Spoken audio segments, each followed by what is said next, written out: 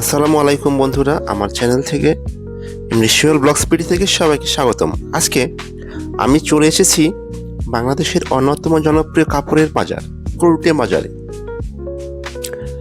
এই বাজারটি অবস্থিত টাঙ্গাইল জেলার ঐতিহ্যবাহী করুটিয়া এলাকায়। এই বাজার বিশেষ করে বিখ্যাত টাঙ্গাইল শাড়ি, থ্রি পিস, লুঙ্গি, বিভিন্ন ধরনের কাপড়ের জন্য। আজকের ভিডিওতে দেখাবো করুটিয়া কাপড়ের বাজার কবে বসে, কত বড় এই বাজার, কোথা থেকে ব্যবসায়ীরা আসে, কাপড়ের দাম কেমন এবং এই বাজারে কেন এই বাজার এত বিখ্যাত। চলুন তাহলে শুরু করা যাক আজকের ভ্রমণ। বন্ধুরা, করুটিয়া বাজার বাংলাদেশের অন্যতম বড় কাপড়ের পাইকারি বাজার।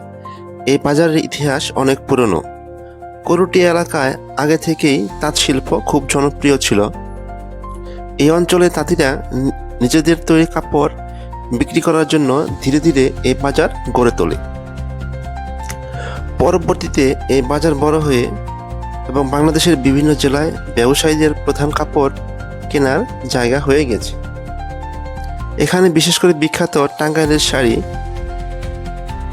কাপড়, থ্রি পিস, লুঙ্গি এবং গামছা। অনেক ব্যবসায়ী ঢাকা, ময়মনসিংহ, সিরাজগঞ্জ, পাবনা, রাজশাহী থেকেও এখানে কাপড় কিনতে আসে। অনেকেই জানতে চান করুটিয়া কাপড়ের হাট কবে বসে।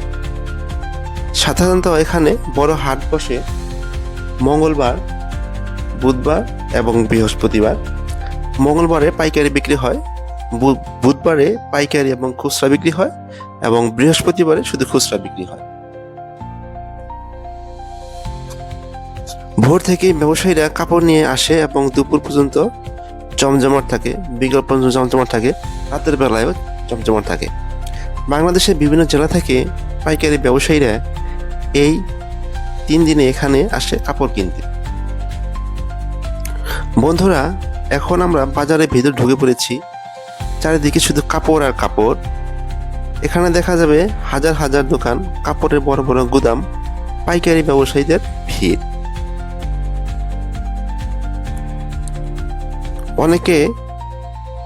অনেক দোকান বড় বড় বেল আকারে কাপড় রাখা থাকে, দেখলেই বোঝা যায় এই বাজার কত বড়। এই বাজারে সবচেয়ে বেশি বিক্রি হয় টাঙ্গাইলের শাড়ি, কারণ টাঙ্গাইলের শাড়ি বাংলাদেশের ঐতিহ্যের একটি গুরুত্বপূর্ণ অংশ।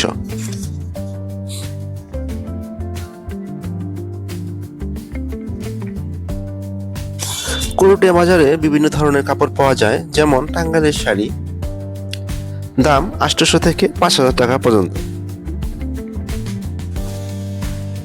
এই করুটিয়া বাজারে রাস্তার ধার দিয়েও অনেক দোকান বসে এবং ফুটপাতে অনেক দোকান আছে। থ্রি পিস দাম 500 থেকে 2500 টাকা, লুঙ্গি 200 থেকে 700 টাকা, গামছা 50 থেকে 300 টাকা। পাইকারি কিনলে দাম আরো কম হয়। এই কারণে দেশের বিভিন্ন জেলার ব্যবসায়ীরা এখান থেকে কাপড় কিনে নিয়ে যায়।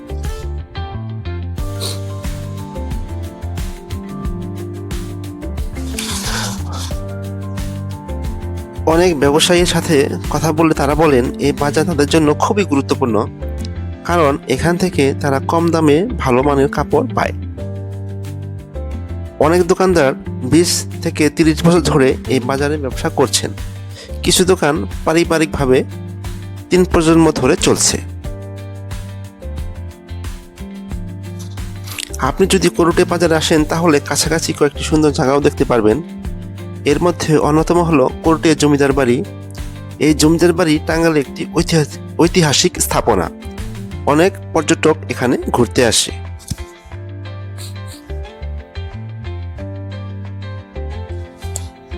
করুটিয়া বাজারে বিখ্যাত হওয়ার প্রধান কারণগুলো হলো বাংলাদেশের অন্যতম বড় কাপড়ের পাইকারি বাজার, টাঙ্গাইল শাড়ির জন্য বিখ্যাত, সারা দেশ থেকে ব্যবসায়ীরা আসে, দাম তুলনামূলক কম, ঐতিহ্যবাহী তাঁত শিল্পের কেন্দ্র।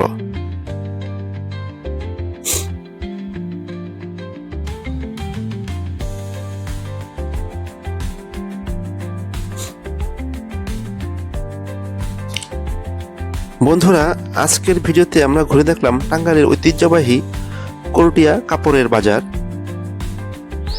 এখন আমরা শাড়ির মার্কেটে ঢুকবো।